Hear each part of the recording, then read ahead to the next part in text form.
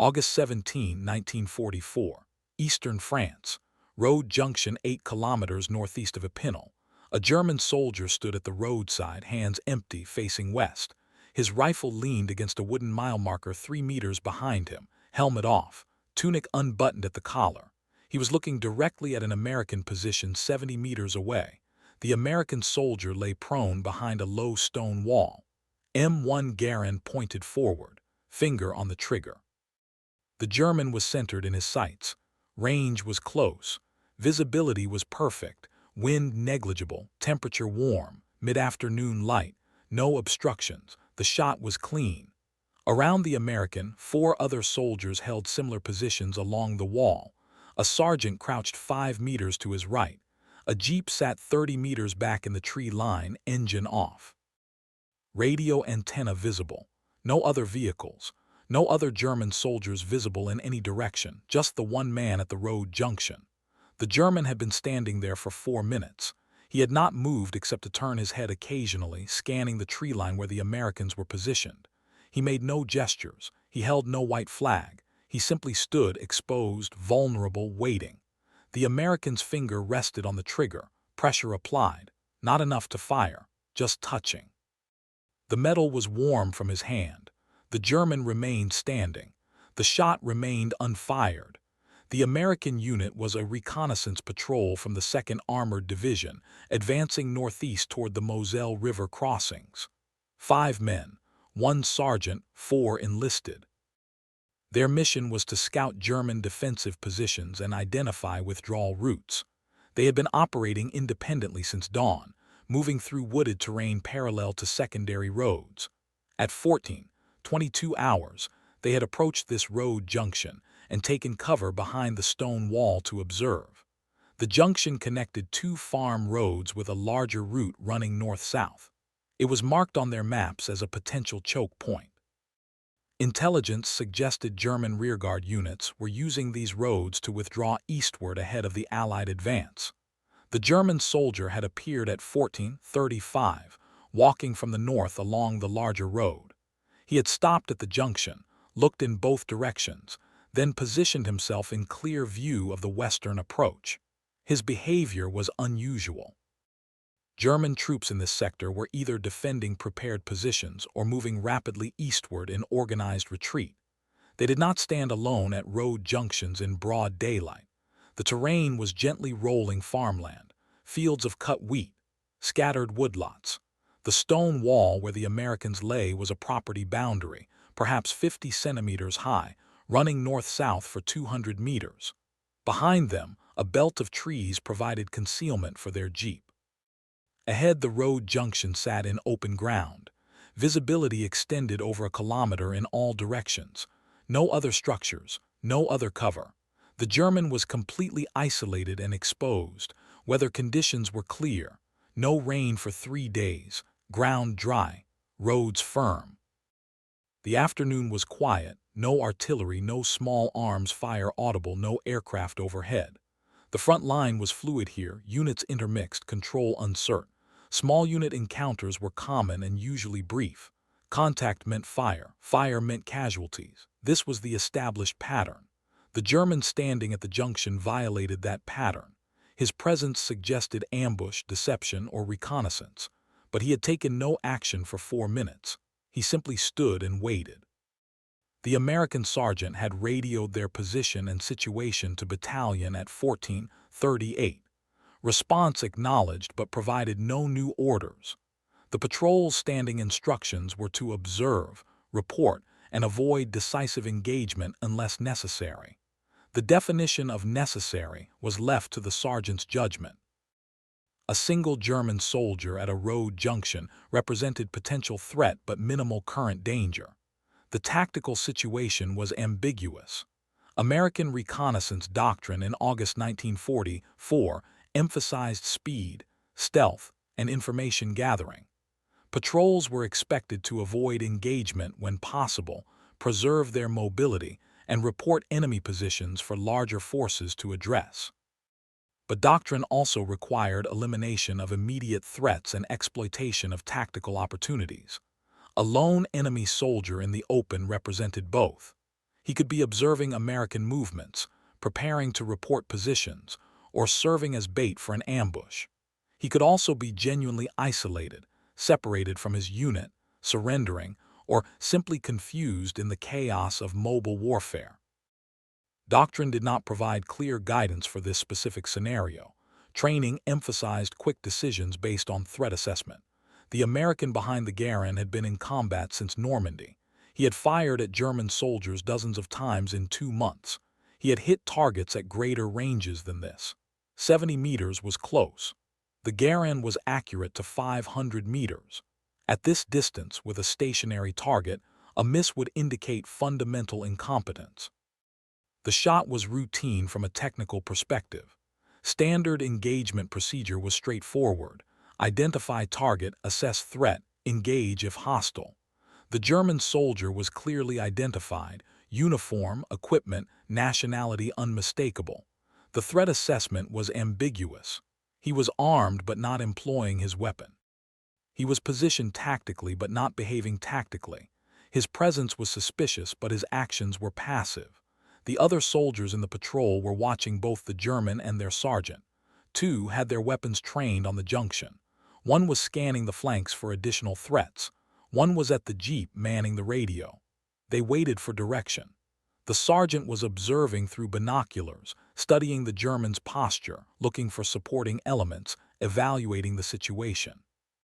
He had not given an order to fire. He had not given an order to withdraw. The patrol remained in position. Training had prepared them for ambush, for firefights, for rapid tactical decisions under stress. It had not specifically prepared them for a German soldier standing motionless at a road junction while Americans watched from concealment. The situation felt wrong, too exposed, too deliberate, too strange. But wrong did not automatically mean hostile, and hostile did not automatically require lethal response at this range with this level of uncertainty. The tactical calculation was complex. The time for decision was now. The American's finger pressed slightly. The trigger had slack initial movement before engaging the sear. He took up that slack. Pressure increased. The German remained still. The sights remained aligned. Center mass. Standard targeting. The trigger reached its break point. 1 more ounce of pressure. The American's breathing had steadied. Heart rate elevated but controlled. Vision focused. Peripheral awareness maintained. This was the trained state. This was the moment of engagement. The procedure was automatic. The decision should have been made. The trigger stayed at break point.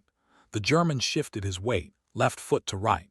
His hands remained visible and empty. He looked directly at the stone wall. Whether he could see the Americans was unclear. Whether he knew they were there was uncertain. His expression was not visible at this distance. His posture suggested neither aggression nor surrender, just waiting. The sergeant had not spoken. The radio had not squawked. No new information arrived. The situation remained exactly as it had been 10 seconds earlier. The German standing, the American aiming. The trigger touched but not pulled. Time compressed and stretched simultaneously. The American's finger released slightly. Not off the trigger, just backing away from break point. 0.5 millimeter of movement, the pressure decreased. The trigger reset to its initial position.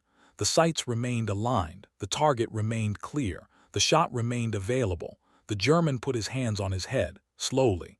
No sudden movements, palms flat on top of his head.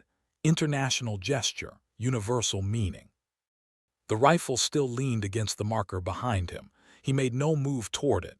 He stood with hands on head, looking at the tree line where the Americans were concealed. 60 seconds passed. No one moved.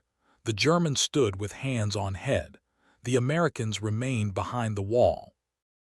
The sergeant lowered his binoculars and looked at the soldier with the Garand. The soldier looked back. Neither spoke. The sergeant raised the binoculars again, resumed observation. At 14:43, the radio man whispered, "Battalion asks situation update." The sergeant replied quietly, "Single enemy soldier, road junction, hands up, no other personnel visible." The radio man transmitted. Response came 20 seconds later, continue observation, report changes. The sergeant acknowledged, no additional guidance, No orders regarding the German. The patrol maintained position. The other soldiers shifted slightly, adjusting positions for comfort during extended observation. Weapons remained trained forward. Safeties remained off. The German lowered his arms after 2 minutes. He sat down on the road surface, cross-legged, hands visible in his lap. He appeared to be waiting for something. The Americans were waiting for the same thing. Neither side knew what it was. Time continued. 14:45, 14:47, 14:50. The afternoon stretched. The scene remained static. A German soldier sitting at a road junction. 5 American soldiers watching from concealment 70 meters away. No additional forces appeared from either side. No vehicles, no infantry. No explanation for the situation, just waiting. The American with the Garand kept his finger outside the trigger guard now. The immediate threat had passed. If the German had been bait for an ambush, the ambush would have been sprung by now. If he had been scouting positions, he had accomplished nothing. If he was surrendering, he was doing it passively without approaching American lines. His intention remained opaque. At 14:55, the German stood again. He walked slowly to his rifle, picked it up, and placed it on the ground 5 meters away from the mile marker. Then he returned to his sitting position. The rifle was now clearly separated from him, visible disarmament. The gesture was obvious. The Americans watched. The sergeant spoke quietly. "He's giving up." The soldier beside him replied, "Or making it look like he is." The tactical problem remained. How to accept a surrender at 70 meters without exposing personnel to potential threat. Standard procedure required the enemy to approach American lines with hands raised. This German was not approaching. He was sitting at a junction, disarmed but not compliant with expected behavior. The sergeant radioed battalion again, requested guidance, response, use discretion, avoid unnecessary engagement. Which meant the decision was his. The sergeant made his assessment based on observable factors. The German's behavior pattern, standing exposed, placing hands on head, separating himself from his weapon, suggested genuine surrender rather than hostile action. The absence of supporting elements after 20 minutes suggested he was genuinely alone. The tactical risk of accepting his surrender was manageable. The cost of shooting him was questionable. Shooting a surrendering enemy violated standing orders and military law, but determining if someone was truly surrendering required judgment. This German's actions were consistent with surrender but unconventional in execution. He had not approached American lines. He had not called out. He had not displayed a white flag. He had simply positioned himself in the open and waited. This was not standard surrender procedure. However, the absence of threat was clear. The German had made no aggressive moves. His weapon was out of reach. No other German forces had appeared. The location was exposed. If he had intended to direct fire or mark targets, he would have done so from concealment. His presence in the open suggested either profound incompetence or genuine non-hostile intent. Incompetence was possible but less likely than surrender. The sergeant's evaluation also considered broader context. German forces in this sector were in disorganized retreat. Individual soldiers becoming separated from units was common. Surrender was increasingly frequent as German defensive lines collapsed. This soldier's behavior fit the pattern of isolated personnel choosing to exit the war rather than continue withdrawing eastward into certain defeat. The practical consideration was also relevant. Engaging this target provided minimal tactical benefit. One German casualty would not affect the operational situation. It would reveal the patrol's position, require time to verify the kill, and potentially attract attention from other German forces in the area. The patrol's mission was reconnaissance, not casualty production. Preserving stealth had greater value than eliminating a single non-threatening soldier. The sergeant spoke quietly, "Hold fire, I'm going forward." He handed his carbine to the soldier beside him. He stood slowly, hands visible, and walked toward the junction. The German remained sitting. The sergeant stopped at 30 meters. He gestured for the German to stand and approach. The German stood, walked forward slowly, hands raised. At 15 meters, the sergeant ordered him to stop, turn around, and kneel. The German complied. The sergeant approached, checked for weapons, found none, and gestured him toward the American position. The decision not to fire had been made incrementally. First, the initial hesitation at the trigger. Then, the choice to observe rather than engage immediately. Then, the assessment that surrender was more likely than threat. Finally, the sergeant's decision to accept the surrender rather than eliminate the potential threat. Each decision built on the previous one. Each decision chose restraint over violence. The accumulation of small choices resulted in one German soldier walking into American custody rather than dying at a road junction in eastern France. The German prisoner was searched thoroughly. No documents of intelligence value, standard equipment, no radio, no maps. He was given water and seated near the jeep under guard. The sergeant radioed battalion. One prisoner secured, continuing patrol. Battalion acknowledged and directed them to deliver the prisoner to the nearest collection point on their return route. The patrol remained at the junction for another 15 minutes, observing for additional German forces. None appeared. The German's isolation was confirmed. He had been genuinely alone. Whether separated by intention or circumstance, he had chosen to surrender at that junction. The Americans had accepted that surrender without incident. At 15:30, the patrol departed the junction, heading northeast to continue their reconnaissance mission. The German prisoner rode in the jeep, guarded by one soldier. The atmosphere was professional, routine. No conversation between captors and prisoner. The German showed no emotion, neither relief nor regret. He simply sat quietly as the jeep moved along farm tracks toward the next observation point. The patrol completed their mission by 18:00 hours, having identified 2 German defensive positions and several withdrawal routes. They delivered the prisoner to a military police collection point at 18:45. Paperwork was completed. The prisoner was transferred to MP custody. The patrol returned to their unit by 19:30. They reported to the S2 intelligence officer, describing the day's observations. The prisoner was mentioned briefly. One German soldier surrendered at road junction, delivered to MP. No additional detail required. The soldier who had aimed the Garand cleaned his weapon that evening, ate dinner, and slept. He did not discuss the moment at the trigger. There was nothing to discuss. He had not fired. A prisoner had been taken. The mission had succeeded. These facts constituted the entirety of the event from official perspective. The internal experience, the pressure on the trigger, the decision to release it, remained private. No report captured it. No debrief required it. It simply happened and then was absorbed into the larger flow of operational activity.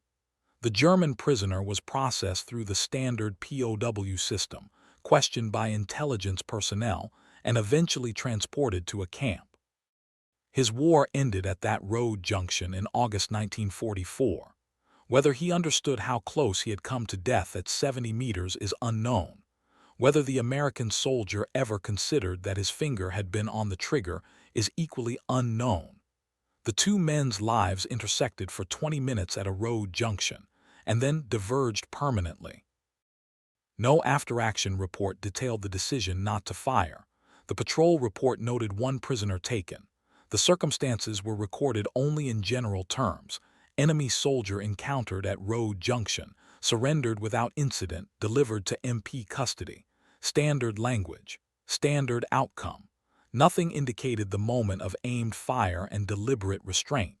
The soldier's service record shows no notation of the event, no commendation for restraint, no investigation for failure to engage. The incident was tactically insignificant and procedurally normal. Prisoners were taken. Some fights occurred. Some did not. This was the routine variation of small unit operations. The documentation captured the result, not the process. The German prisoner's interrogation report exists in archives but provides limited detail. Name, rank, unit, circumstances of capture. He stated he had become separated from his unit during withdrawal and chose to surrender to American forces at the first opportunity. The interrogator noted no deception indicators. The information was cross-referenced with other intelligence and filed. The prisoner's subsequent fate followed standard procedures: camp assignment, eventual repatriation.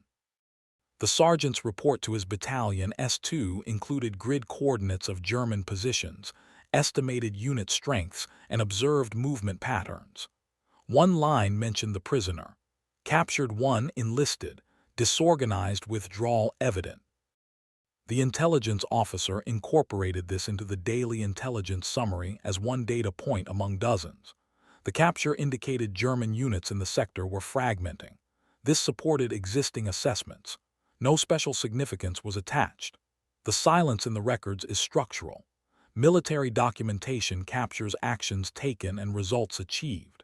It does not capture actions not taken, decisions made in silence, or the internal calculations that lead to restraint. The moment at the trigger exists only in the memory of one soldier, and whatever fragment of memory he may have shared privately over subsequent decades. The archives contain no trace of it. The soldier who touched the trigger remained in combat through the end of the war.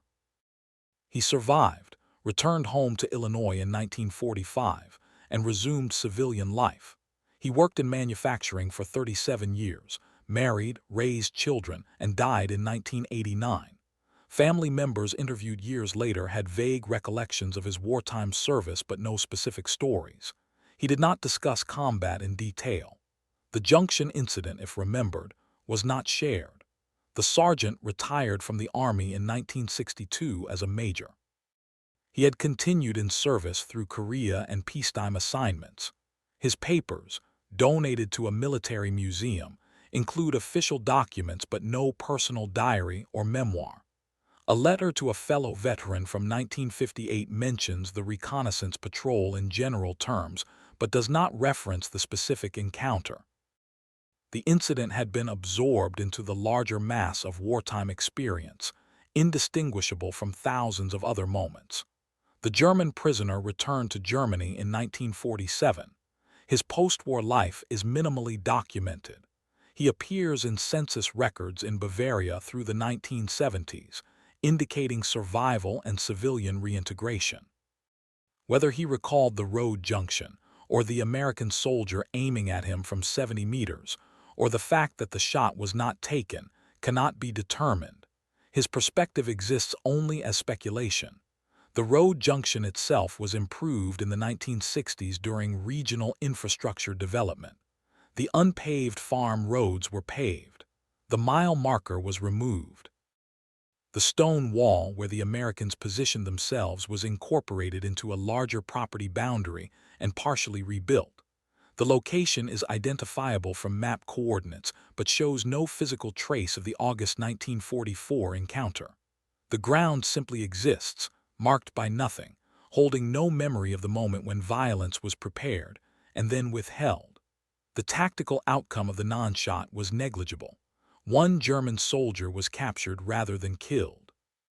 The operational impact was zero. The intelligence value was minimal. The event could have occurred differently. The shot could have been fired, the prisoner could have been killed, the patrol could have withdrawn without engagement, and the subsequent course of the war would have been unchanged. The significance of the moment exists only at the individual level, inaccessible to historical analysis. August 17, 1944, contained thousands of small tactical encounters across France. Patrols made contact with enemy forces. Shots were fired or not fired. Prisoners were taken or not taken. Soldiers lived or died. The aggregate of these moments constituted the operational reality of mobile warfare in the Liberation Campaign. Individual incidents rarely warranted detailed documentation. The trigger that was touched and then released represents one such incident, a moment of potential violence that became a moment of restraint. A decision made in silence by a single soldier, observed by a few witnesses, recorded minimally in official paperwork, and then absorbed into the vast undocumented texture of wartime experience. The German soldier stood at a road junction because he chose to surrender. The American soldier did not fire because he chose to wait. The sergeant accepted the surrender because he assessed it as genuine. These choices, made independently by individuals under stress and uncertainty, resulted in one man's survival and another man's restraint. Neither action received recognition, neither received criticism. They simply occurred. The war continued. The front moved east. The junction became irrelevant. The individuals dispersed into their separate futures. The moment existed and then was forgotten by everyone except possibly those directly involved, and eventually by them as well. It left no mark on history, no entry in archives beyond the barest notation, no lesson for subsequent soldiers, no narrative for subsequent generations. The trigger was touched. The finger pressed to break point. The target was clear. The shot was available, and then the finger released. The trigger returned to rest position. The rifle was lowered. The German lived. The American moved on, and the silence that followed contained no explanation, no justification, no meaning beyond the simple fact of what did not happen on a warm afternoon in eastern France.